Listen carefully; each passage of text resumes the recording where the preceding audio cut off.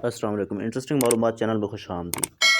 ایک نظر چڑیا گھر پر، جن کو عموماً ہم لوگ زو کہتے ہیں۔ اچھا، وطن عزیز اسلامی جمہوریہ پاکستان میں بہت سے مسائل ہیں جن سے انسانوں کا سامنا ہے۔ غور کیا جائے تو ان مسائل کی وجہ بھی خود انسان ہی ہے۔ انسانی مسائل میں الجھے ہوئے اس معاشرے میں کم لوگوں کی نظر جانوروں پر پڑتی ہے۔ آزاد اور نظر بند جانوروں کو بھی بہت سے مسائل کا سامنا ہے۔ جنگلات بالکل نام کے رہ گئے ہیں۔ جنگلات کی کٹائی کے باعث جانوروں کو غذائی قلت کا سامنا ہے اور ان کے مسکن جہاں پر وہ اپنی آزادانہ زندگی گزار سکتے تھے وہ تباہ ہو گئے ہیں۔ جنگل میں موجود حلال جانوروں کا تو شکاریوں نے بھی کافی حد تک نسل کشی کر رکھی ہے۔ دوسری طرف چڑیا گھر میں موجود قید و نظر بند جانوروں کی حالت دیکھ کر رونا ہی آتا ہے، اور چڑیا گھر کے باہر موجود ان جانوروں پر بھی شدید غصہ آتا ہے کہ وہ جانور نما انسان ان بے زبان جانوروں کا حق تک کیسے کھا جاتے ہیں۔ عموماً ہر دوسرے روز ٹی وی اور اخبار میں ملک کے کسی نہ کسی چڑیا گھر سے جانوروں کے موت کی خبر آتی ہے، لیکن کوئی ان بے چارے اور بے زبان جانوروں کے حقوق کے لیے آواز اٹھانے والا نہیں۔ تحقیق سے اکثر جانوروں کے مرنے کی وجہ بھوک ہی معلوم ہوتا ہے۔ کاغذات میں نظر پھیلانے سے یہ بھی ہمیں معلوم ہوتا ہے کہ ہر چڑیا گھر کے نام سے ہر ماہ ایک مخصوص بجٹ جاری ہوتا ہے۔ چڑیا گھر کے ملازموں کی سرکاری تنخواہیں بھی ہوتی ہیں، اور اس کے علاوہ چڑیا گھر دیکھنے والوں کے لیے یہ جو ٹکٹ یا ٹوکن کے پیسے وہ الگ سے وصول کیے جاتے ہیں، لیکن پھر بھی یہ بے زبان جانور بھوک سے مر رہے ہیں۔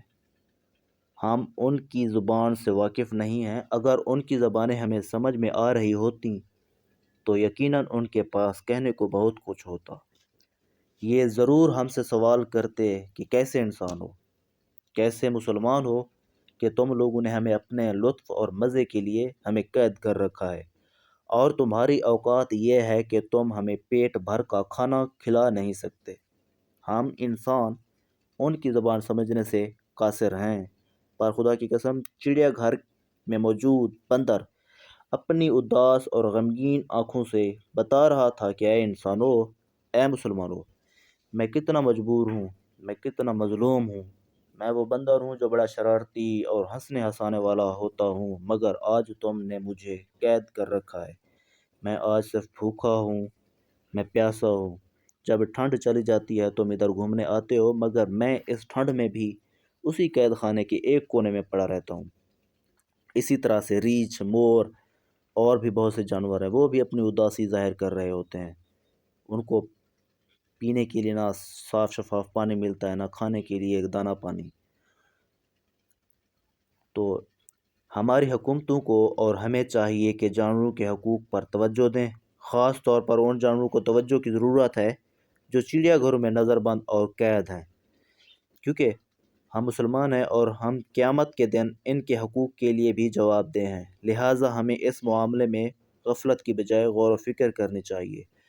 جانوروں کو قید کرنا جائز ہے، لیکن اگر ان کا خاص خیال رکھا جائے، دانہ پانی، اگر وہ بیمار ہوتے ہیں تو ان کے لیے علاج معالجہ اور ان کے آرام و سکون کا بندوبست کیا جائے تو ان سب چیزوں کا خیال ہمیں رکھنا چاہیے۔